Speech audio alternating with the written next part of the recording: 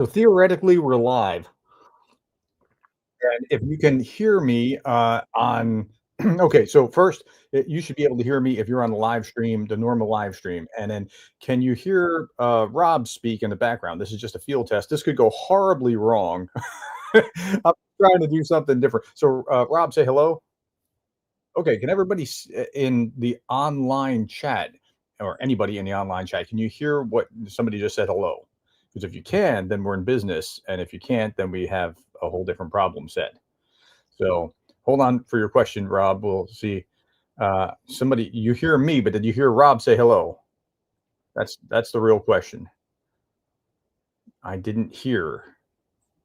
I didn't hear Rob. Okay, well, let's see what we can do with my settings here and see if my audio settings maybe we need to change. Let's see about uh, aggregate device.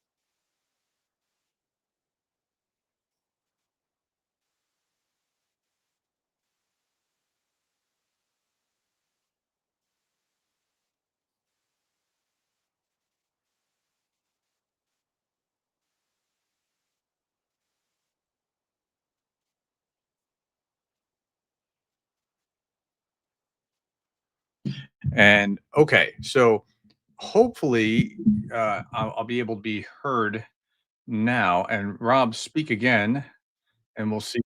Okay, hello. Uh, somebody put I'm deaf. Okay, so yes, you can hear. Can you? And you can hear Rob. Hopefully, so Rob. So if you're trying to call in, you can use Podbean, this app. Yeah, I'm back. Thank you. Okay, so you can use Podbean for the app to call in, and so Rob, you're the first person here in the queue. What question do you have for me? And let's see if I can answer anything here for you, or what do you want to tell me about what you saw in the summit yesterday?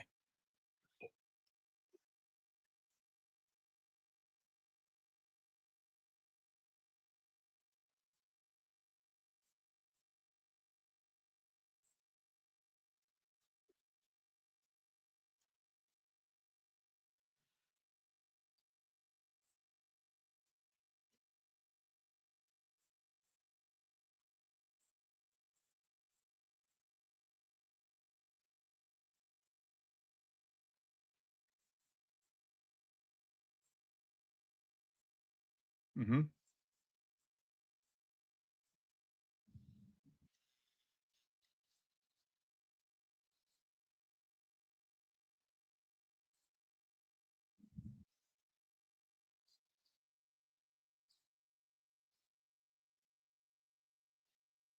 Okay, hold on for a second. So, so I'm gonna get to that in a second, but the comments keep coming up here saying that they can't. Can you or can you not hear the person asking the question ask the question? So just somebody yes or no. Can you hear him asking the question, or can you only hear me? Because you should be able to hear him at this point. Anyone? No, you can't hear him. Ah, crap. Okay. So again, this is a work in progress. We're just trying to sort this out. I'm just trying to, yeah, speaker is, uh-huh. Yeah.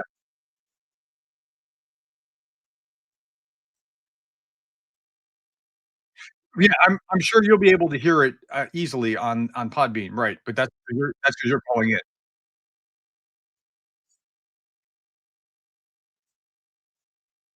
Okay. So if you're watching, can you tell me, can you hear that conversation that we just had, or is it just hearing me? 'Cause that will be helpful.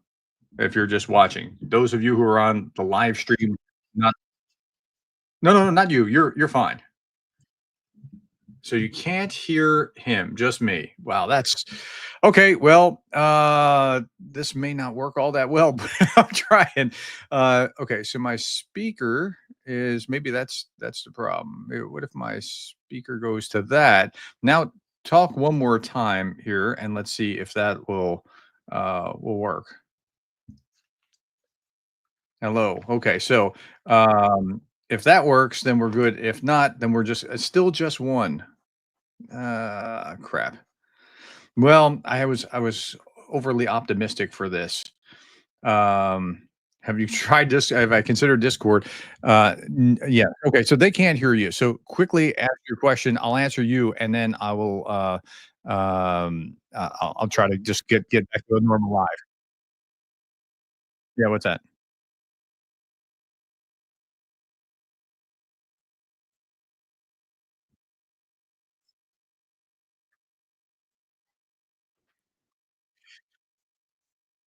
Yeah.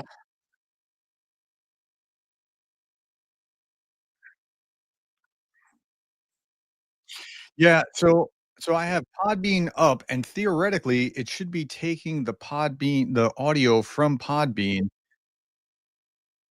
So let me see if I can do this. Let me see if I can put the Podbean screen, hold on, give me a second, to the audio, because if I can do that, share the screen, Podbean Live, and then audio also, and let's see if that works. Because if the audio worked also from, this, can you hear the au to speak again, Rob, one more time? Yes.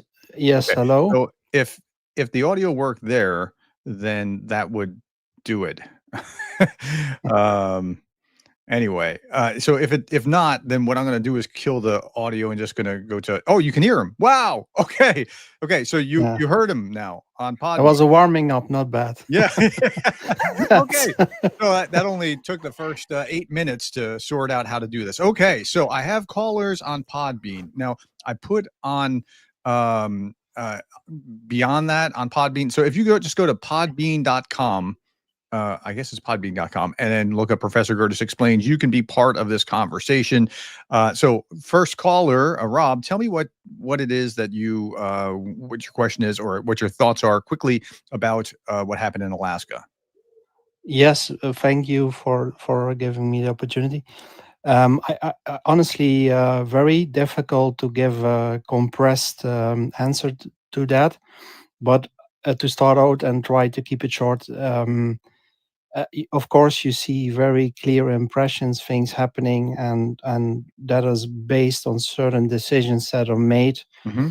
And you ask yourself, what's the strategy tactic behind the decisions? Because it's welcoming from the USA on the United States soil in Alaska. Yeah, it's a bad And look. to be short, I think that the strategy behind it is to give the Russian Federation to present the how we say the good thing that is at the end of the tunnel if a successful peace can be negotiated. Yeah, Yeah, and that's the how you say forget the word the trade is yeah an economic development lies ahead, so to say. so Yeah. it looks like Trump ran a victory lap, and I'm not sure that Trump wins, but it seems like everybody's saying that Putin won. I mean, like Putin got the better end of the deal. Is that how you see it? Um, I do think it's sad to say. And that's very sad to say because if I go that direction, then I do think that he would been better advised to how you say to connect more to the line that the Biden administration did. Yeah, yeah, Yeah. Yeah, yeah, yeah. I mean, he should have just left us alone. Like it seemed like it handed Putin a little bit of a victory. Okay, I'm going to pause you, and I'm going to go yeah. on to Thank you. Yeah. the next caller. So, Ava, tell me, you're invited as a speaker, and you can start talking anytime you want to, Ava.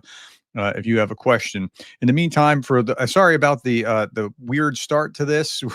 We're trying to get the audio going, but the audio is up, and what you're seeing on the screen here is that's Podbean.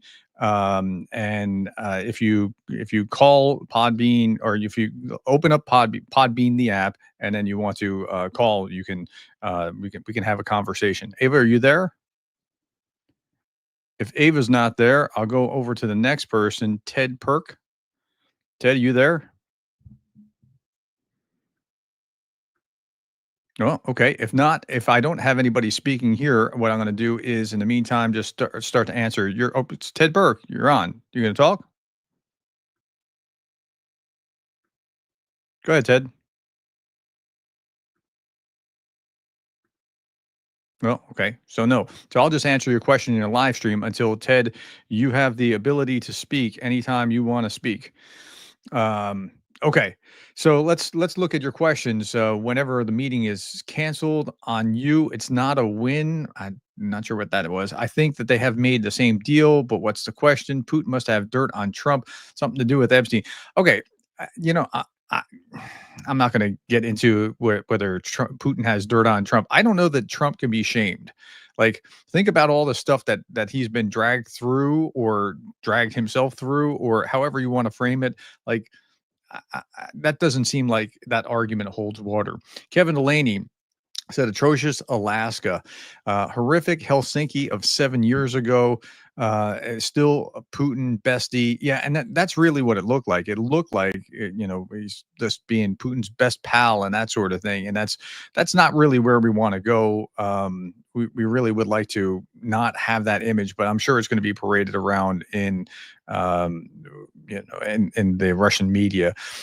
Selling out to Ukraine and undermines further America. Yeah, it doesn't. So now, as far as the selling out part, it doesn't look like much came of that.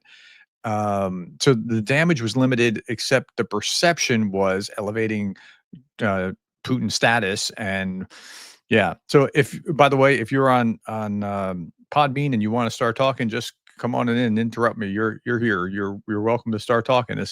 We're trying to do both simultaneously, and we'll see how that works out. Okay. Ben Franklin once said, to those who would give up essential liberty to purchase a little temporary safety, they deserve neither liberty nor safety. Yeah, there's something to that.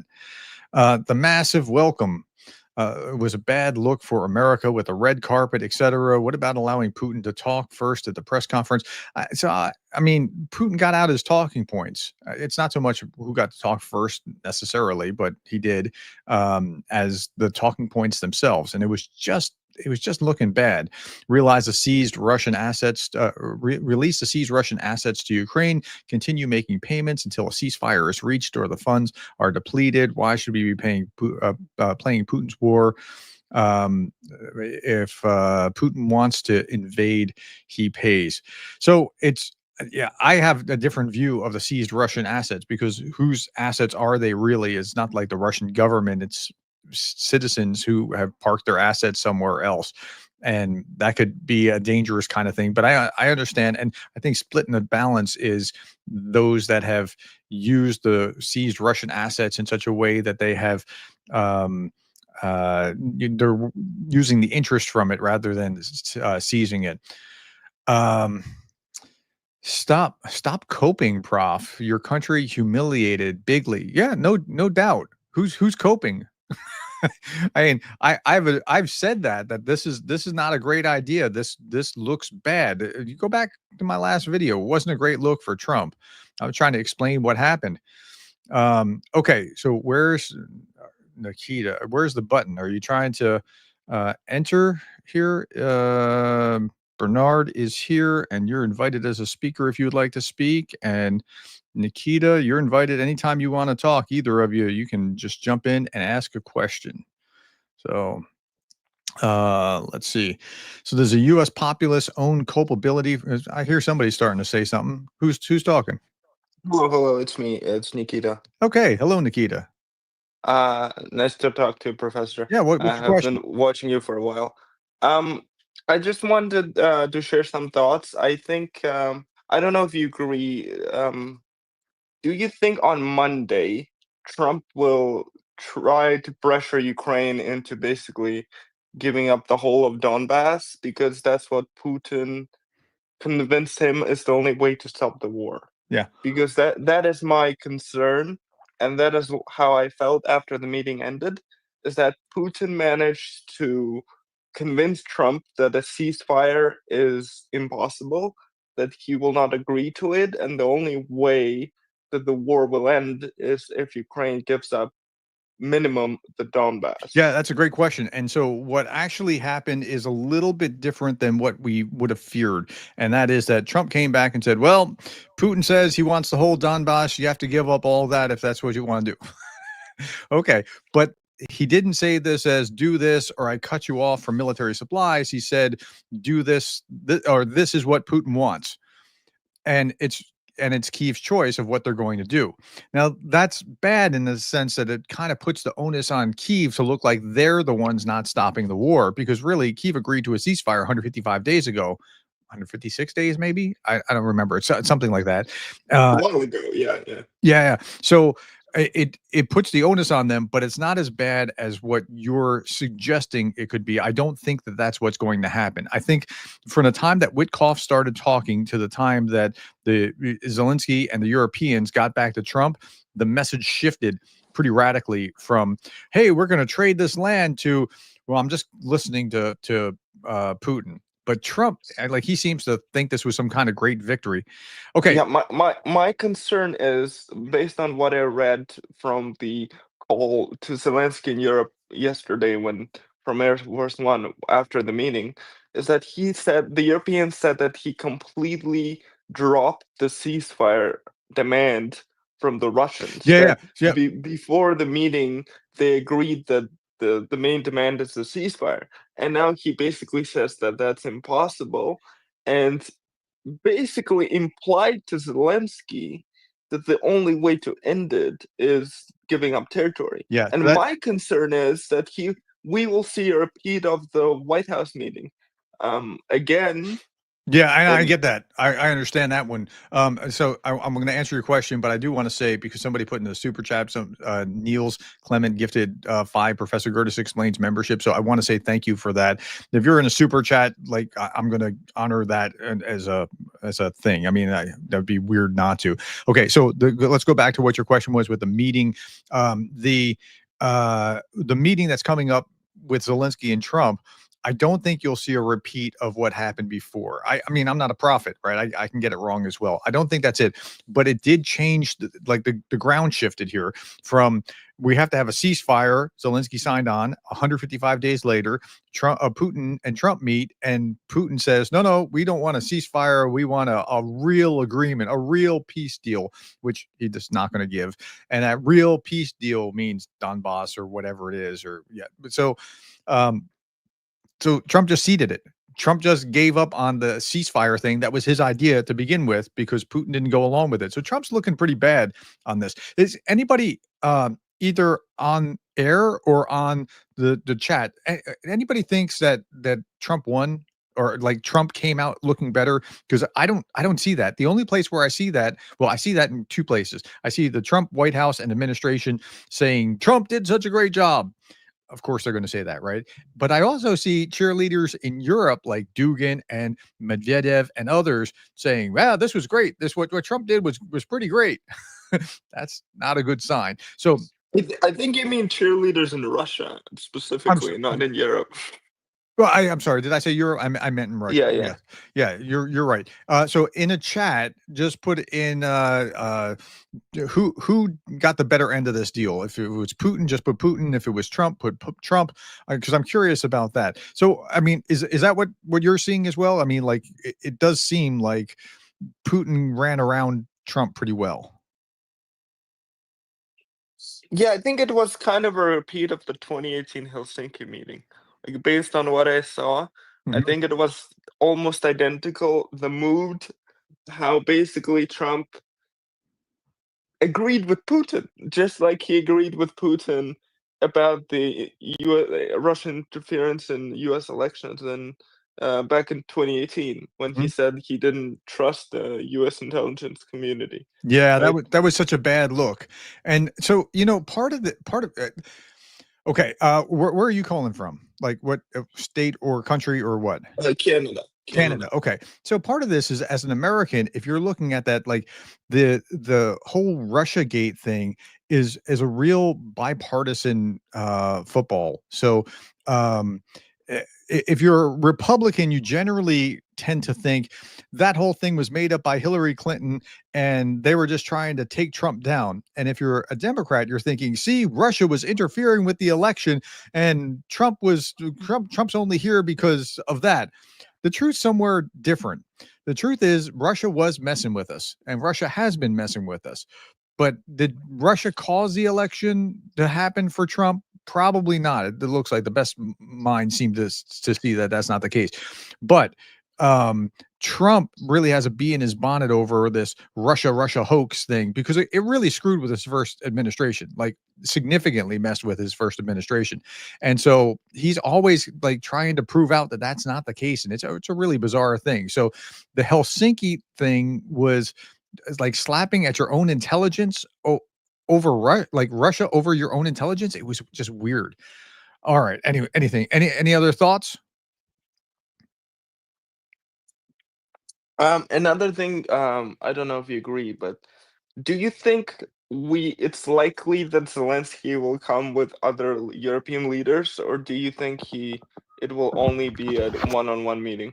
I'm not sure which is going to happen. I mean, I know it's going to be a one-on-one with Trump in the White House, but I don't know who else might be there to support. But it seems like so somebody in the chat put Mark Rutte is coming along with Zelensky and/or German Chancellor Merz. Or they asked, is he? I don't know that they are. Yeah. So sorry, guys, said I missed something because I wanted to say something, but it was muted. Didn't see it because no I worries. Come on held in. the phone against my ear. So No worries. Come on in. Yeah. No, great. Go ahead. I will now be able to quicker jump in. Now I know that I'm trying to unmute all of you. So as long as you're polite and don't step on each other, let's just have the conversation. Okay. Yeah, so I don't know who else is going to be there, but I just don't see a redo. The funniest comment that I saw was Republicans against Trump or something. I don't remember what it was, but they were like, so Rubio's on this, very expensive vacation. Vance is on this very expensive vacation. If Rubio sent them at this time, that's pure genius. Like, it's good that Vance was out of pocket here. Vance is I feel like in a way Witkoff is worse than the Vance. Yes, Witkoff is worse. I mean, if you had to rank order, and Witkoff is probably most Russian sympathetic, then Vance is pretty close behind. And on the other end of the spectrum, you would see Rubio, and then on the far pole, just beside Rubio, would be General Kellogg. Also, the CIA director. I feel like people forget. No, he's actually pretty good. He's pretty decent. I think he's decent. I think he's one of the people who is just a good bureaucrat, like from what I saw. Radismaga, I don't know who that is. It says Professor Gertis explains Rutte will be there, so will Merz, and France, probably the Finnish prime minister as well. That'd be great to have a number of European leaders show up, because they have to stand united on this and say, look, you can't go down this path. But the Trump-Putin summit set us up for a position where what we're actually seeing is something very strange, and that is that now Ukraine has to defend that they really want peace because of the way it got reshuffled, where it's not the ceasefire, it's the whole deal, which Putin's just going to string out. Any thoughts about Moscow? Like what actually happened with like the invite to Moscow? I put this in my video last night, the last thing that Putin said, and we'll have the next summit in Moscow. Oh gosh. Okay, Zelensky's not going to that one.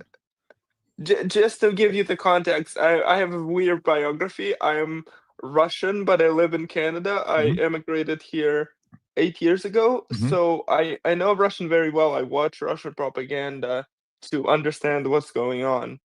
And I can tell you that this was a huge propaganda victory for Putin. Yeah. Like, if Trump ever goes to why. Moscow, that's really good. Explain why to our audience. Well, because they proved that they managed to turn the eternal enemy in the form of the United States into a country that they can manipulate. That with Biden, there was no other path. Like the United States said, Russian aggression is bad. We will support Ukraine how long it takes. Yeah. Right? With Trump, Putin managed to get him on his side by just complimenting him. Like Yeah. for the Russians, that is the highest like compliment that you could give to Putin. Because he didn't give anything to Trump. No. He gave no concessions. And he got a perfect meeting from Trump. Yeah, Trump says it's a perfect meeting too. It's like that's how deceived he is in the sense that he thinks this was a great thing. It's not. And So, also, I would like to mention that if Trump agrees the next meeting to be in Moscow, that is also a guarantee that Zelenskyy won't come. that's right. Now that might be the double meaning of this Yeah. invitation. So that it ensures that Zelenskyy won't be there because he will never come to Moscow. Yeah. I can't understand. Somebody help me understand why Trump thinks this went so well. Like it didn't. Like I'm no fan of Biden. I've made that very clear. I'm a Republican. I know I didn't vote for Trump here. I'm a Republican. I'm an old school Reagan Republican, right? And so, but I don't talk bad about Biden except for saying he slow walked aid. That's about, if you go back through all, like I have 3,000 videos up. Find a place where I said something mean about Biden other than that he was slow walking aid because he's afraid of escalation. But he at least was on the side of, no, I'm firmly on the side of Ukraine. Where Trump seems to trying to be in the middle is worse than being on the side of Ukraine, right? And it's a different position that's made our stance a lot weaker. Now, because Trump has no moral compass, he's willing to sell weapons. That's still good, but it's weakened the position that the Ukrainians had with a friend in the U.S.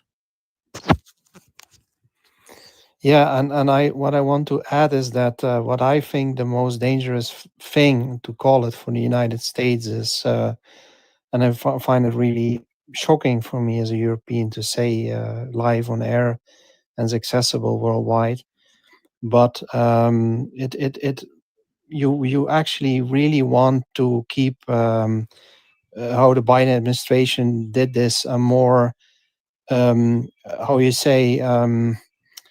What Biden administration succeeded in was to keep it more the response more covered, so that in that sense that Russia could not really gauge what was coming, and that way you also keep other adversaries in check. And now you get the problem that if you think that you made a really good deal with Russia or good impression, that others gonna exploit this.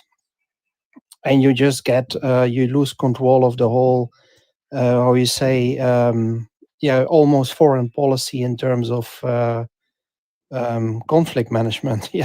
Yeah. So you're right. So I want to show something on here. There are a number of other people who are in the queue to speak, and I've unmuted all of you. As long as you don't speak over each other, that's fine. So what other questions do you all have?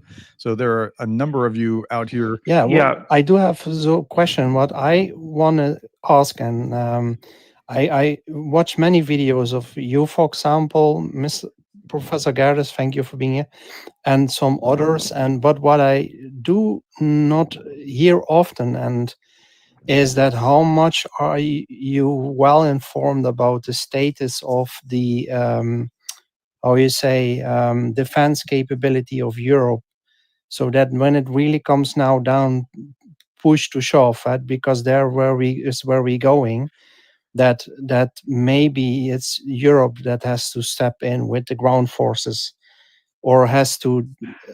So this is where we're going towards more escalation. How do you think that it's going? Because you need to look at different things, like how is the society at the moment, the climate in the society in Europe, how is really the willingness of the armed forces to go to combat, huh? Yeah. How do you? So I think that Europe has been it's almost like interwar years between World War I and World War II. There was zero appetite, especially like Britain, peace in our time, that Yeah, kind of thing. yeah, Zero appetite to go to war. They're enjoying peace. They want peace, and like, look, you should want peace, yeah, but like they have been for years hiding under the NATO yeah, umbrella yeah, exactly. Yeah, as if it was a strong enough, like we all thought it was stronger than what it seems like it was, when they don't have the ammunition, and now they're realizing they don't have the ammunition, and now they're actually yeah, doing something about it, moving from upwards of 2% upwards into 5% and that sort of thing. So they're rebuilding strength, but like they didn't have it for the last few years. They would say these strong words, tough words, like shame on you, that sort of thing. But you better not do it or else. But they weren't going to do anything. Now, there's exceptions to that, right? The British yeah, handled themselves really well. Canadians handled themselves by sending lots of stuff. The Czech initiative for the million shells, okay. I mean, it took longer than they said, but it still got a million shells. Like, but still, Europe has to grow back into their strength. And Russia's already on a war footing. Now, the bad side of the war footing is that Russia's already ahead of you. The good side of it is if Russia's at, I don't know, like 15%, like if their military goes up to, it's at 10-15%, something like that, and yours is at 2 or yours is at 4, if you want to stretch to 15, that's going to push them to 35. Or you understand what I'm saying? Like they can't, but in the meantime, they have a first mover advantage over you. So, okay. Somebody in the comments said something like, and I go to the next caller, whoever wants to speak, because I unmuted you, so you're here and you can start saying whatever you want to say as soon as you get here. So just don't talk over each other. That's my only thing. Somebody said BS, and then another person in the chat said Zelenskyy would die for his country. He would go to Moscow even if it thought his death would help his country. No, I don't think that anybody's expecting Zelenskyy going to Moscow. I think that was the Okay. basic point. There's news. It's just Reuters just wrote Zelenskyy refused to give up Donbass in talks with Trump and European leaders. Mm-hmm. Yeah, no doubt. Like he's been like that.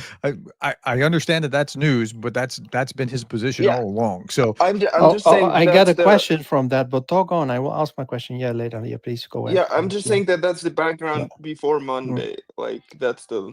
Yeah, no doubt that that's the case. I mean, like, he was never going to be doing that to be so. Okay, so who else has a question? What else can I answer for you? And if we then look, what also is interesting just to look at, because what I also think is that if you look at President Trump, of course, must honestly say sometimes people, if it's now to the bad or the negative, always think a bit too, how we say, in black and white terms, And I also must imagine that when he, for example, say Vladimir, that there is a bit of a tone like that he signals, I do know things. That is how it comes across to me. So he's someone who has access to a lot of information from CIA, all kinds of things. And that brings me to what you said now about Donbass. The Donbass, this breakout in the form of Bunny at the 2 years, was cut off by Azov deployment. And but how many reserves does the Ukraine armed forces have? Because it worried me now. Can they still plug gaps, or how much reserves do they have? Because this is all information that of course President Trump really has very much well detailed. And maybe also what I think is that a thing what I don't hear much, and then I'm finished, is that he also thinks who is the one who has to step in big if everything goes wrong. It's going to be United States, and so maybe also there is an element of disappointment, hesitation, and that he is the one who has to maybe do this. And while he was, I don't think exactly preventing him. Okay, so let me try to answer your question. So so the U.S. has to keep its eye on the whole world. Like that's Yeah, just yeah. where the U.S. is. We're in a different category than say Czechoslovakia or I'm sorry, the Czech Yes, Republic, right? yeah. The That's just the policeman first of the world. name Yeah. that came to my mind. So the U.S. is really bracing for war with China potentially because they're watching what China's doing, and China's showing all these bad signs about Taiwan, and so our military doctrine has shifted to an Pacific focus. And so we know that we only have the ability to fight one war at a time based on our current makeup of our military.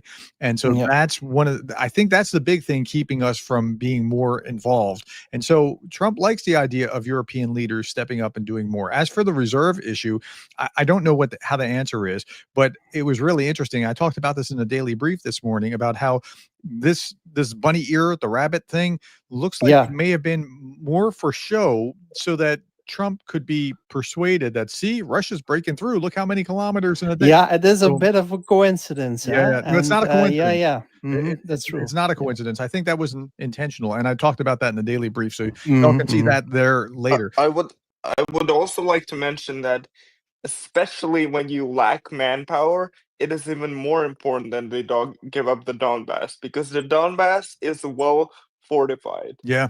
Like the cities of Slavyansk and Kramatorsk will take a lot longer to take than Pokrov. Yeah, why would you give up the fortress belt? That doesn't make any sense to me. So it's even more counterproductive. If you're right and they're running out of reserves, they wouldn't give up the Donbass for anything, because that's their only chance to hold the front line. That's a great point. Who said that? Hey, Nikita. That's a great point. That's an excellent point. A+. Like you extra can't afford to lose that, given that you know that they're going to come back very shortly, and then they're going to be even more for. That's right. That's right. Okay, who hasn't spoken yet that would like to speak? Professor Kevin. Hey, Kevin. Is this Kevin? Kevin? This is Kevin. Yeah. Okay. Welcome. Going back to the situation where Trump says, "All right, I want Europe more involved," and so Europe gets involved. But will Trump really let Europe aid Ukraine to the extent that it absolutely infuriates Putin? He's already pissed that Europe is giving far too much into the fight that thwarts him. How much more can Europe do without incurring displeasure from Trump? Yeah, that's a good question. I think Trump wants to sell the weapons, all other things being equal, but how far he can push that, I don't know. And if he wants to try to bring Putin to the table, he might give more, depending on what the circumstances are. I mean, you understand where I'm going with that? But Putin's charm offensive over Trump was just dazzling yesterday, and Trump was soaking it in like he looked like he was like take your dad to work day or something, or like take your kid to work day. Like he was just glowing there. He just looked way too happy. Can I comment on that? Go ahead. Who's that? It's Peter Garecki. I just think that this was just delay tactics. And Putin is smart. He just knew that that's all he had to do. I mean, let's be honest. You know, he's coming to the U.S., going to Alaska, to a country that sells weapons to Europe, that then ships them over to Ukraine. I mean, it's just delay tactics. He knew that if he did this, then Trump would, not put the tariffs on, and he could delay peace talks, because that's all that he's doing, is just delaying everything.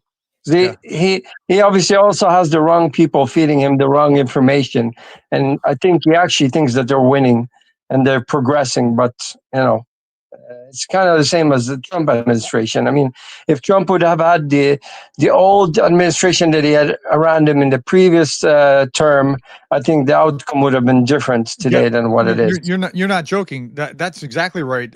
And so Trump 2.0 is different than Trump 1.0.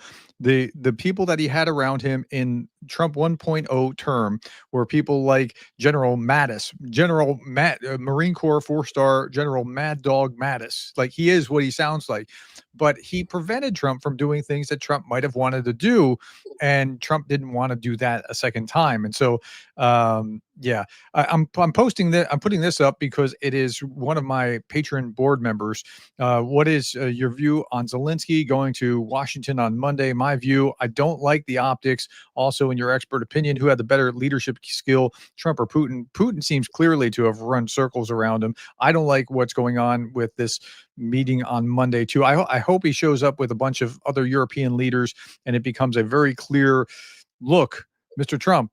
You said ceasefire. Zelensky did ceasefire 155 days ago. Putin won't do it. I understand you want to have a great relationship with him, but let the first step is ceasefire. Then we can talk about getting Ukraine's children back, and then we can talk about other things about ending the war. So do you think there's going to be a red carpet for Zelensky when he shows up? Yeah. I think. But if I was I say one that's thing, a great question. That sounds Yeah. like John McElravy. Is that you? Yes. Yeah. That's me. Yeah. So that I think that he'll get the same normal White House treatment as other people, which would include that, the meeting at the door of the limo or whatever. But it is. I think everybody feels nervous about the White House meeting, like they felt nervous about the summit, because things could go wrong.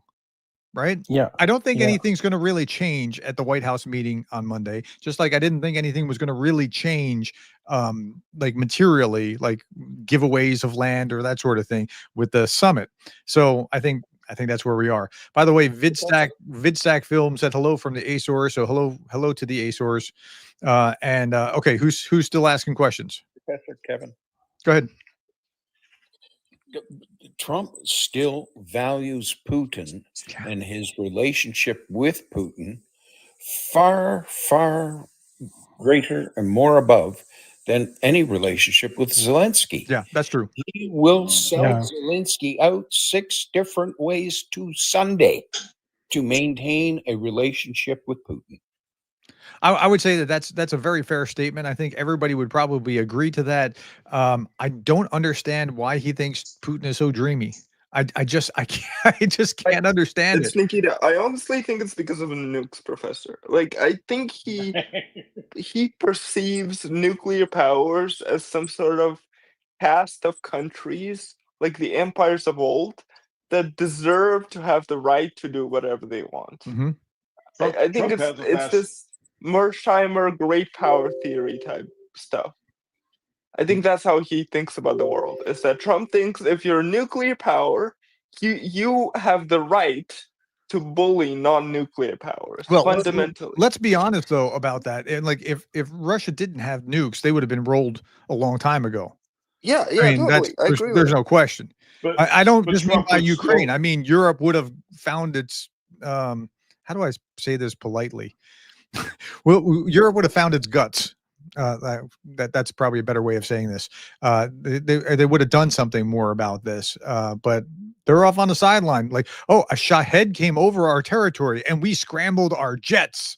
Yeah. I don't know. Yeah, if you you're saw so this, right but about that. You're right, and that's Yeah. the problem. This is the weak. Sorry to say again, as a European, but the weakness of the say the defense and foreign posture of Europe has invited this kind of dynamic, so to say. Yep.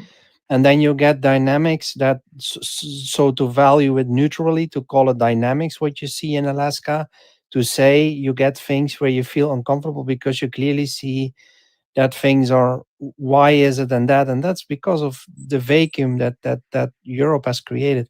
And that's a thing that some people saw already for many years coming. And the thing is that, yeah, I keep it with there because it's very, very complex. And this is very complex, and that's not something that's easy to I think to discuss so quickly. Yeah. So if Yeah. you're in I the if think you're in the the chat, world- hold your thought for a second. If you're in the chat, who got the better end of this summit? I don't mean who, showed the other, like who got more value out of the summit, Trump or Putin? Just pop that in the link. I just want to see if everybody is seeing this the way that I think we're seeing it. Just type one. You can even put T or P if you're lazy, right? Just Trump or Putin. Who got like was better off as a consequence. Okay, keep going with whoever we're starting that question. Yeah, Professor Yeah. Kevin. I was going to No, say, go but I ahead, got go ahead. distracted now. Okay, this is an it- interesting it- format where we're just having a discussion, right? So Yeah. I figured that Go ahead. I figured that this was I'm a pretty bad live streamer, right? I have a hard time keeping up with that, but this is more like class to me. So just answering the questions and talking about it and that sort of thing. This works a whole lot better. And if you're in live stream, I'll try to, like, if you're a Patreon board member, I try to make sure I answered your question. And like that's different, or like those that put a super chat or something. I'm trying, but I'm just kind of lightly monitoring that while I'm answering these questions. Okay, go ahead with your Professor question. Kevin. I'm kind of chuckling at the idea of a United Nations 5 nuclear power security council. Oh my gosh, yeah. I mean, this That's seems so totally stupid. sold Yeah. out. So Kevin, thank you for bringing that Gone. up, because that's really so freaking ridiculous. It was called the Budapest Memorandum, where we had a 3 version of this, and one violated the borders, and the other 2 can't seem to figure out like how to provide them adequate aid to repel the third. So yeah, it's not going to be NATO, but it'll be NATO-like. Yeah, like what does that mean? It's so, because listen, Ukraine will never trust any security guarantees ever. Like would you that's blame the- them? No, Yeah. of course not. But again, we must see concrete action. Like the Europeans keep talking about this coalition of the willing. It's like, well, deploy it now. Okay, not the ground troops, the planes. Literally, the British and the French can deploy their air force to Western Ukraine and say that the sky over Western Ukraine is closed. There's no reason why they can't do that except for escalation management or whatever. Yeah, But and so yeah. that's what they're trying to do.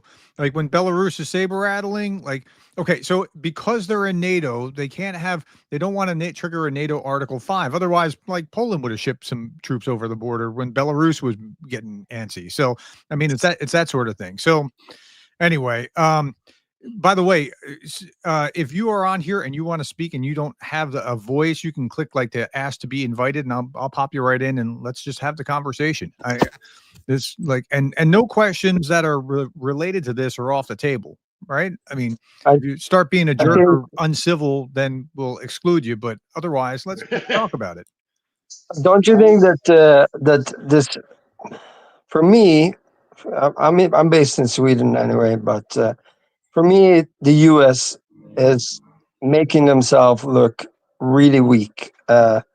They're the ones that sat down at the table with Ukraine and told them to get rid of their nuclear weapons and that they would be protected. It is very sad to see. It's very frustrating to see too. Well, we have to go back and look at the post-Iron Curtain dynamics.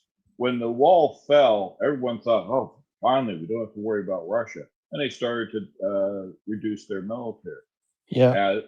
And we all, peace in our time type thing. Really weren't ready for someone like the Soviet Union who just hung on to all their military hardware to start getting antsy again. Yep. The big difference with this particular conflict is when the tanks rolled into Ukraine, they didn't just knuckle under, as had happened how many times before for the Soviet Union. They stood up. So that's really one of the interesting dynamics. Thank you for mentioning that, John. That's one of the really interesting dynamics about this whole war. When's the last time that the victim didn't just knuckle under? I mean, like really, like you had an ally that really wanted to fight sincerely, rather than, I mean, it's been a while, right? I mean, so this is a pretty radical departure. And on the Soviet, on the Russian side, which was ex-Soviet, but like on their side, their mentality hasn't shifted much. So they haven't paid the price like Germany and Japan has for their aggression. So they just keep doing the same thing. Okay, other questions? Also, from an internal, add to that. Go ahead. Professor, I'm concerned that there's a loss of confidence inside the United Kingdom and France about the level of their nuclear deterrence and whether and how much support they would need from America in order to exercise their nuclear deterrence. Otherwise, I would have thought that they could have said to America, that's all right, you go stand down, we've got this, and we will challenge Putin, and we'll be the bad guys. You can go someplace else. And I don't understand why that cannot take place. I think I can answer that. I think I can answer that. Based on what I've read, the problem is there's no depth of storages, of ammo storages in the UK and France. They just don't have enough equipment physically deployed They talk to they fight talk a long war. game that maybe they can actually back. And Yeah. when you read some books, I'm trying to remember what his name was. Giles, what's his name, from the think tank in Britain. I read his book. I'm trying to remember. He's from Chatham House, I believe. But like when you start to see like what the UK could actually bring to bear, it's not what they sound like they can bring to bear, and that's because they haven't been replenishing the stocks. Now, there's an analogy that comes to my mind, like part of what we think, like with NATO. We thought NATO was something stronger than what it was, and it's almost like money. Okay, this money is pretty much worthless, except that we agree that it's worth $20 worth of stuff. However, whatever that means. Does that make sense? Like, there's no inherent value in this. It's the same kind of thing with what's going on with NATO. We all kind of agree that it's tough, and until it's proven otherwise, and then we have a whole different problem set. Yeah. Well, Like, ironically, one of the same only thing. NATO countries that can do it is Turkey. Well, hold on a second. We also thought the same thing about the second toughest army in the world, right? Remember what we all thought when Russia rolled over the border of Ukraine? So reality is not the same thing as what we perceive or what we think is happening. Yeah, and this is true. And what you can see, or you say the figures don't lie. You see this Kiev Independent table. Everybody knows it probably. I think it's from Kiev Independent, this casualty table, and where all these elements are listed, and it's enormous losses what the Ukraine army inflicts on the Russian army, and we now and as you in your streams, Professor Garris, you sometimes show also the daily fluctuations and everything. So you now can get, on base of this historical data, make even forecasts if you would like to, and you could. But it's unbelievable, and I also didn't think that this. That Ukraine would be such a formidable fighting force. That's just unbelievable. Yeah, I mean, it surprised everybody. Yeah, that's really that they thought that the rest of the world was. Yeah, they get everything. They use just everything. If it's an older British APC or whatever, they use it to its full extent. They just really that I saw plenty of things that I thought, whoa, this has really been smart how they thought about it. But I think people forget Ukraine's role in World War II and everything. Like, as a Russian, I can tell you, when you read history about the Russian Empire, Ukrainians were at the center of the Russian military, like, throughout the years. World War I, World War II, like, all the major wars that Russia ignores Ukrainians and then say, oh, it's all us, we did. No, it's not. Ukraine was always a very, like, Ukrainians had very talented generals, very talented leaders, and they were just ignored because they were all thought as Russians, right? And when you read textbooks about World War I, nobody says a Ukrainian Russian general did this. Everybody says a Russian general, because that's how the Russians saw history. Yeah, so they may have stole some of their thunder. Somebody posted this. This was a super chat, so I'm going to put it up. What's Valery Zelenskyy really doing in the UK, Prof? That's sus.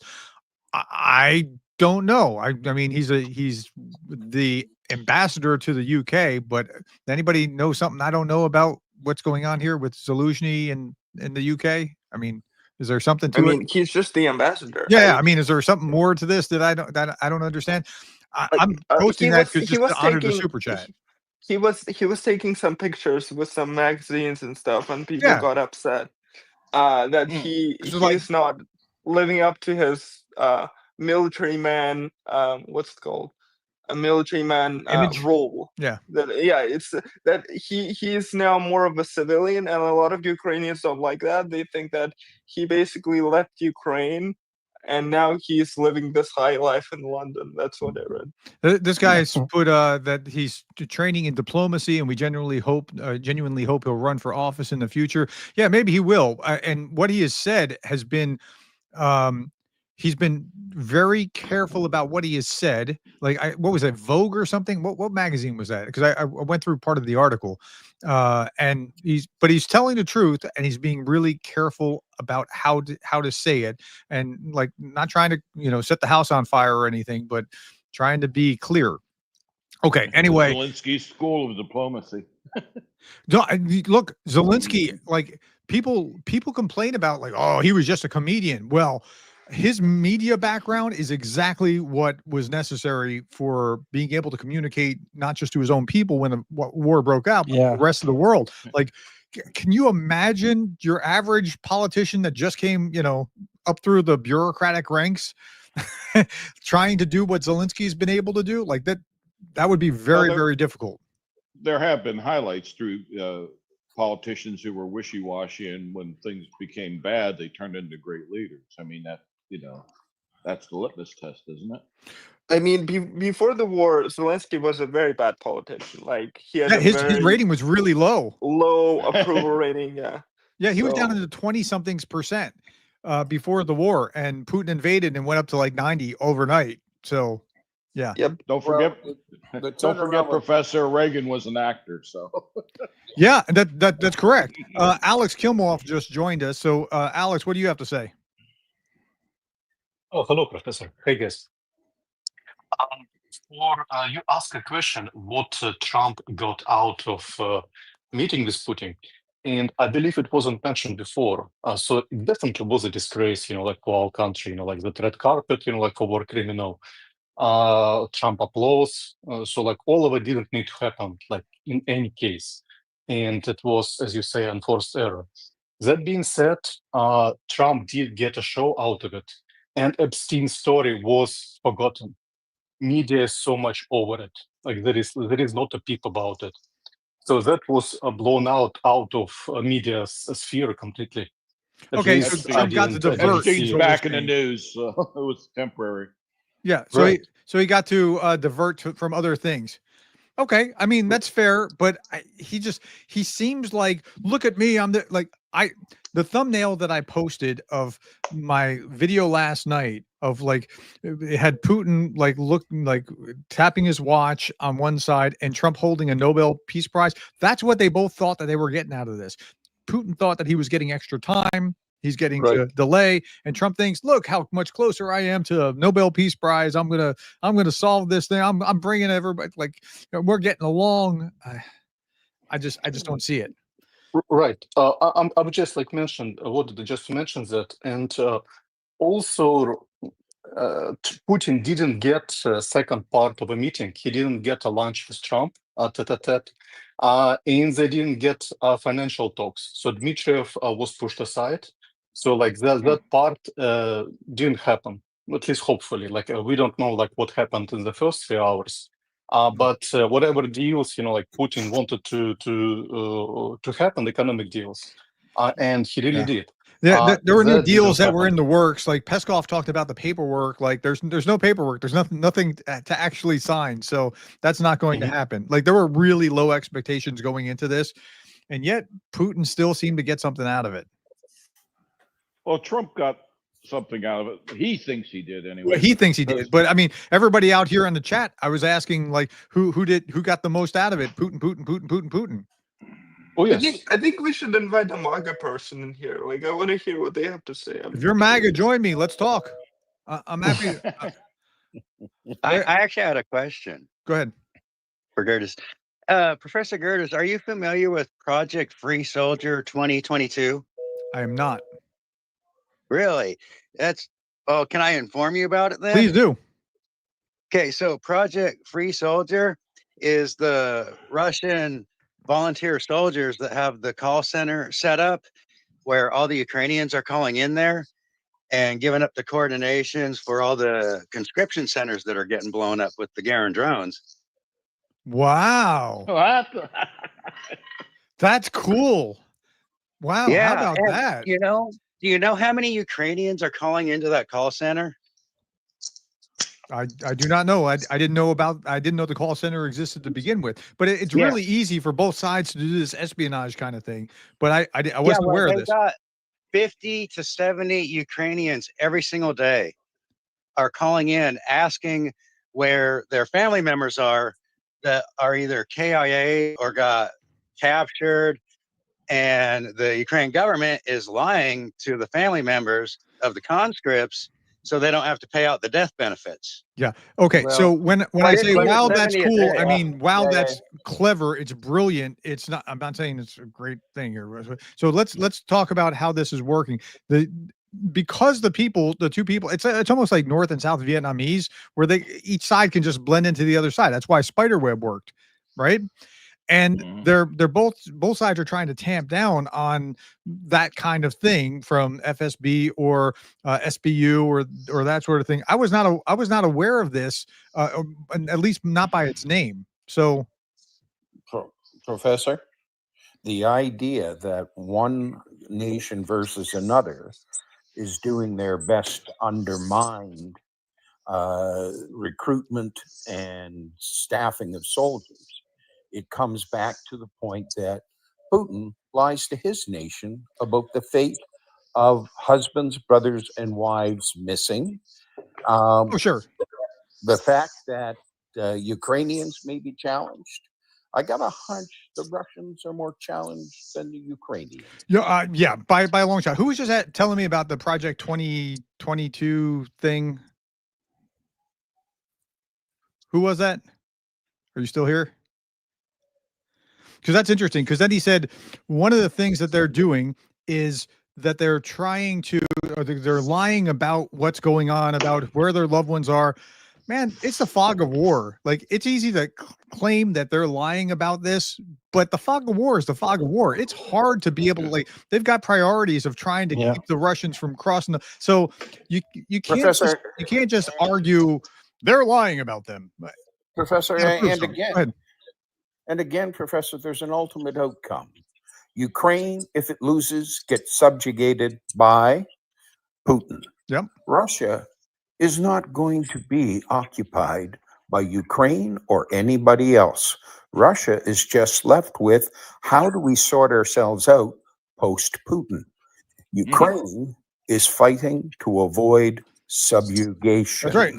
I've said this a Back number of to times Sarah- before. It's a Sarah- good day if the enemy's in front of you and your family's behind you, and that's what the motivation is for those that are fighting in Ukraine. Like Russians can just pick up and withdraw, the Ukrainians can't, and so Sarah that's part of the Payne's, big difference. Go ahead. Death Ground from Sarah Payne. She described that for the Japanese as they were defending the mainland. I mean, they were tough getting up to the island as soon as you got into actual Japanese territory. They weren't giving up at all. I mean, they redoubled their efforts and everything. It was going to be a bloody mess. But that's death's ground to give up not just your country but your entire way of life is such a horrible option that you would die for it. I mean, willingly die for it. You don't want to live in that world. Yep. And that's where Ukraine is. Yep. Agree. All right. Professor, I have one more question. if you Yeah, don't yeah. mind. We're gonna wrap up in just a couple minutes because I'm trying to keep this to about an hour. So if you have other questions, let's get them out real quick. Go. So in recent video, you posted analysis on oil. I just wanted to call out, like one particular number. It is a common knowledge, if I would say, which looks more of Kremlin propaganda actually seeping through. So oil in Russian budget is actually, like other estimates, to what you said, 30% is 70, 80%.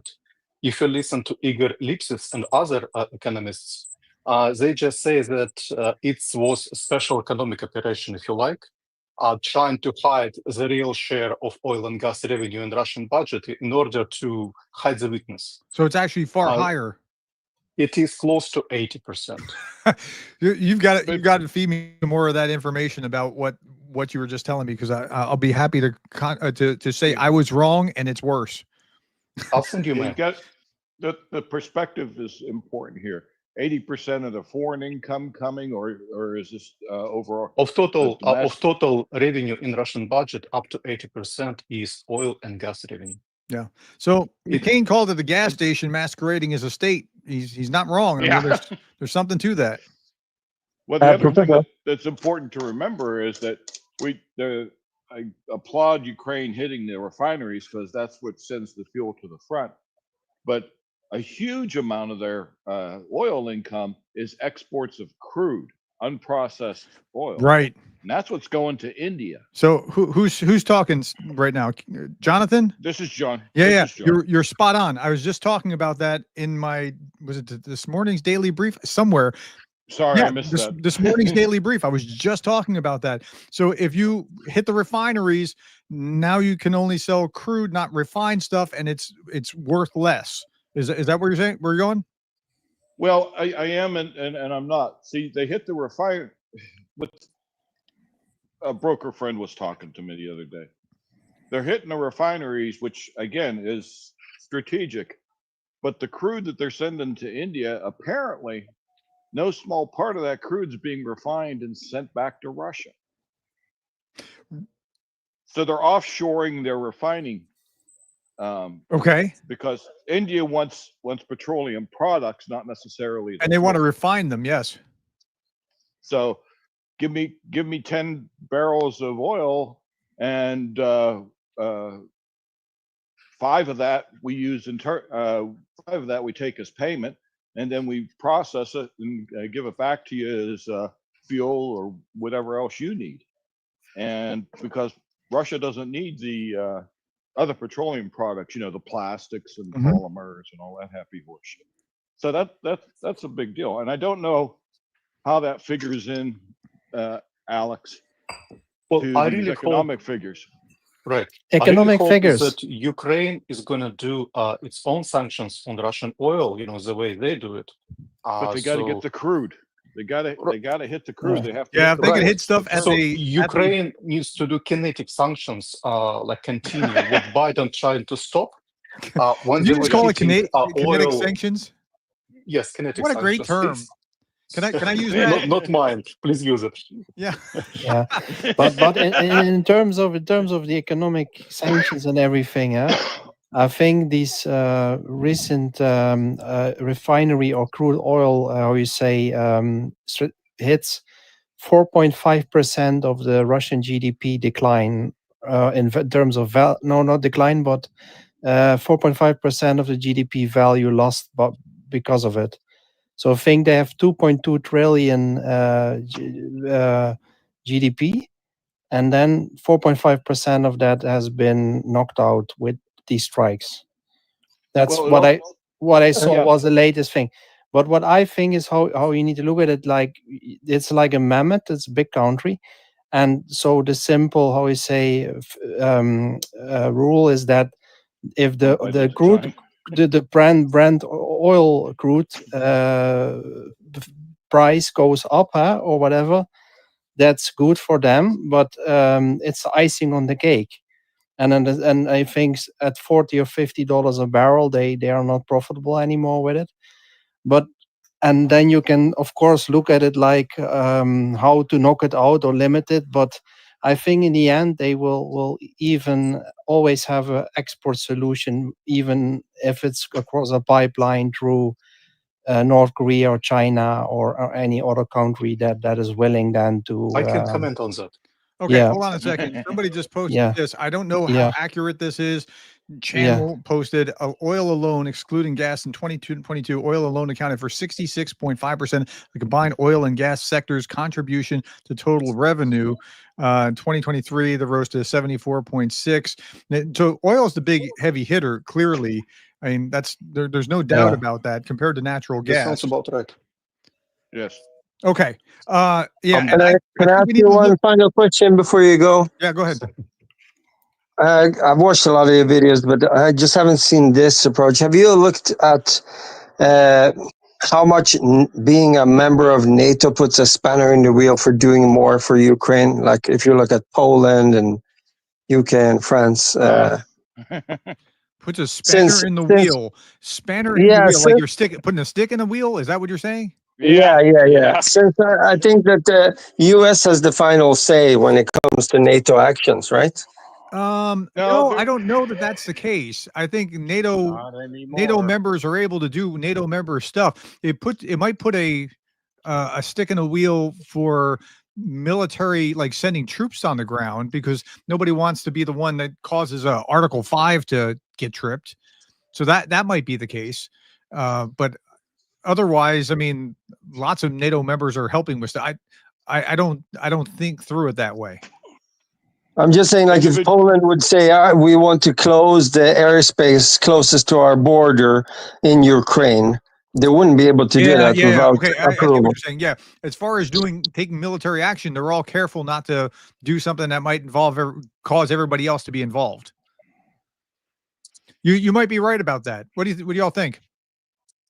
It's escalation management all the time, of course, because the big question everybody knows is that, for example, if they kill me, I give an example. I'm not in their eyes maybe favorable person. So what you're going to do? You're going to enforce Article 5 for that. So that's, of course, with all kinds of other questions. So when you enforce Article 5, and that's Article 5 is not in that particular. It's basically invasion across the border. Yeah. They've had broader discussions about giant send 100 Mexicans to New York and create an uprising. Whether that is comes under that umbrella, but it doesn't.